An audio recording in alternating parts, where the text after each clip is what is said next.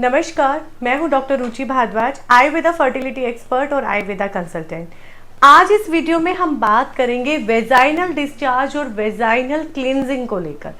बहुत सारे पेशेंट हमारे पास आते हैं और बोलते हैं कि उनको योनि से डिस्चार्ज यानी कि उनको वेजाइनल डिस्चार्ज बहुत लंबे समय से है और उसके इलाज के लिए वो कितने ही टाइम तक अब एंटीबायोटिक हैवी एंटीबायोटिक ले चुके हैं और कोई 5 साल से इलाज ले रहा है, कोई 3 साल से इलाज ले रहा है और बहुत लंबा इलाज ले चुके हैं। तो आज इस वीडियो में जो भी पॉइंट्स जरूरी हैं वेजाइनल डिस्चार्ज के लिए वो हम डिस्कस करेंगे। सबसे पहले जानते हैं एबनॉर्मल और नॉर्मल डिस्चार्ज क्या होता है। एबनॉर्मल डिस्चार्ज जो कि हरे रंग का होता है, पीले रंग का होता है, उसमें बहुत स्मेल आ रही होती है, समटाइम्स लिक्विड की तरह कॉन्टिन्यूसली पूरा दिन निकलता है, बार बार पेंटे को गीला करता है, अमाउंट ज़्यादा होता है। वहीं नॉर्मल वेजाइनल डिस्चार्ज बिल्कुल वाइट और क्लियर ट्रांसपेरेंट होता है और उसमें किसी भी तरह का स्मेल नहीं होता। एबनॉर्मल डिस्चार्ज में समटाइम ब्लड स्पॉट्स भी होते हैं, थोड़ा सा लाल रंग भी दिखाई देता है। वहीं नॉर्मल डिस्चार्ज में आपको बहुत ही स्टिकी या फिर आप ये बोल लीजिए ट्रांसपेरेंट रहता है, उसमें किसी भी तरह का ब्लड स्पॉट नहीं होता। अब बात करते हैं ये क्यों होता है। आपको पता है भगवान जी ने हमारी बॉडी ऐसी बनाई है, स्पेशली वेजाइना ऐसी बनाई है कि वो सेल्फ क्लींजिंग करती है और लोग नहीं जानते हैं। जो भी मार्केट में कमर्शियल प्रोडक्ट्स आते हैं, लोग सोचते हैं इन्हीं से वॉश करो तो ही वेजाइना सुरक्षित रह सकती है। ऐसा नहीं है। अंदर सबकी वेजाइना में पीएच लेवल है वो बैलेंस करने के लिए कैंडिडा या लैक्टिक बैसिलस बैक्टीरियाज होते हैं जो कि अंदर का पीएच लेवल को मेंटेन रखते हैं और इन्फेक्शन से बचाते हैं। जब हम उसे बार बार वॉश करते हैं या हर बार वॉशरूम जाते हैं, यूरिन पास करते हैं, तब पानी टच करते हैं तो वो उसका एनवायरनमेंट मॉइस्ट कर देते हैं और वो मॉइस्ट एनवायरनमेंट होता है पीएच लेवल को डिस्टर्ब करके प्रोन टू इन्फेक्शन बन जाता है, यानी कि बार बार यूटीआई या इन्फेक्शन होता है। बहुत सारे लोगों में देखा गया है कि वेजाइनल ईचिंग के साथ साथ पेल्विक पेन भी होता है जिसको हम पीआईडी बोलते हैं। तो ये समस्या कई बार बहुत गंभीर रूप ले सकती है। पीआईडी की कंडीशन में इम्प्लांटेशन फेलर हो सकता है, आपका बच्चा बार बार मिसकैरेज हो सकता है और इसके साथ साथ हमेशा पेट के निचले हिस्से में इतना पेन रहता है कि आपने रोजमर्रा के काम नहीं कर पाते। और समटाइम पीआईडी की कंडीशन की वजह से आपको ट्यूब ब्लॉक हो जाती हैं जिसकी वजह से भी गर्भ धारण करने में इशू आते हैं। वहीं पर काफ़ी सारे लोगों को लगता है कि आजकल जो लाइफस्टाइल है, हम स्मोकिंग कर रहे हैं, अल्कोहल कर रहे हैं, उससे हमारे जनरल हेल्थ के साथ साथ रिप्रोडक्टिव हेल्थ पे कोई इफेक्ट नहीं पड़ता। ये गलत है। जब आप स्मोकिंग करते हैं तो वो आपकी वेजाइना के टिश्यू को डिस्टर्ब करता है, वहाँ के टिश्यू डिस्टर्ब होकर वहाँ पे ड्राइनेस बढ़ा देते हैं और वो ड्राइनेस वेजाइनल ईचिंग करती है और जिससे की वजह से भी जब स्पर्म वहाँ से उस रूट से ट्रेवल करता है तो वो वहीं डेड हो जाता है और कंसेप्शन नहीं होता।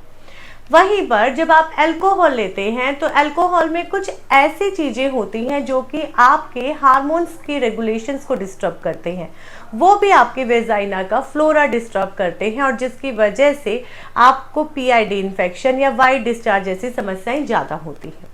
वहीं पर सेकंड नंबर, सेफ तरीके से अनहाइजीनिक तरीके से रहना भी आपके वेजाइना का पीएच लेवल डिस्टर्ब कर सकता है, जिसमें कपड़े धूप में ना सुखाना या फिर अनहाइजीनिक सेक्सुअल प्रैक्टिस में रहना या 2 या 3 से ज़्यादा सेक्सुअल पार्टनर रखना।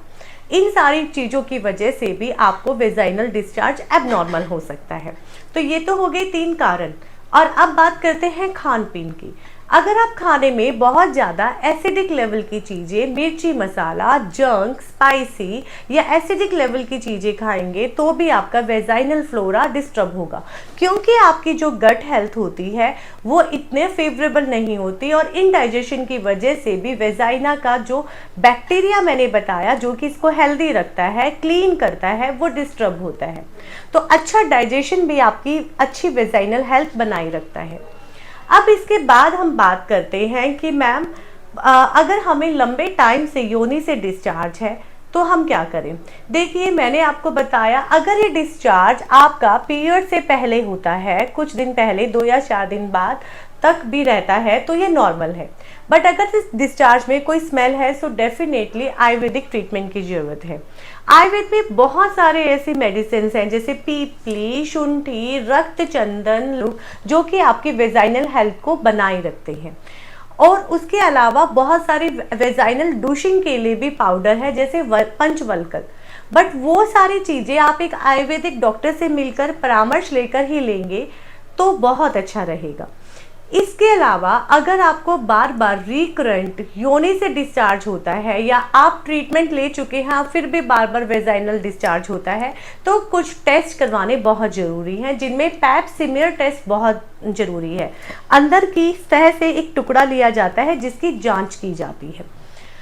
और उसके अलावा नॉर्मल होम रेमेडीज और आपका स्ट्रेस लेवल और लाइफस्टाइल भी इसके ऊपर बहुत इम्पैक्ट डालता है।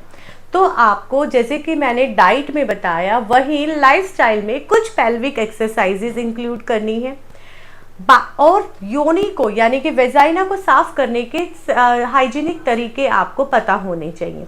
नंबर 1 तरीका, आपको पीरियड्स के दिनों में हर 4 से 6 घंटे में सैनिटरी नैपकिन चेंज करना है। आपकी ब्लीडिंग का फ्लो भी उसके ऊपर डिपेंड करता है, वो आवर्स स्ट्रेच होकर आपके 8 आवर्स भी हो सकते हैं।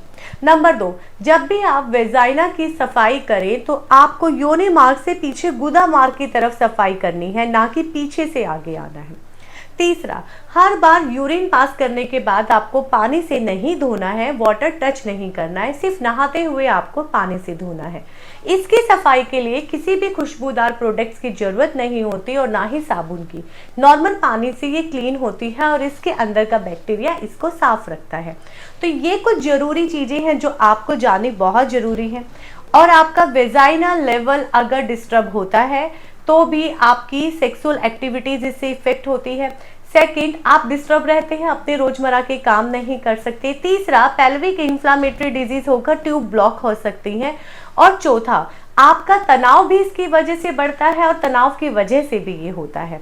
तो ये सारी चीज़ों को आपको मैनेज करना। आई होप ये वीडियो आपके लिए बहुत इंफॉर्मेटिव रही है। अगर आपको लगता है आपको किसी फ्रेंड के साथ ये वीडियो शेयर करनी है तो जरूर कीजिए। आप नए व्यूअर हैं, हमारे चैनल के साथ नए जुड़े हैं तो प्लीज़ चैनल को सब्सक्राइब कीजिए और बेल आइकन प्रेस कीजिए। धन्यवाद।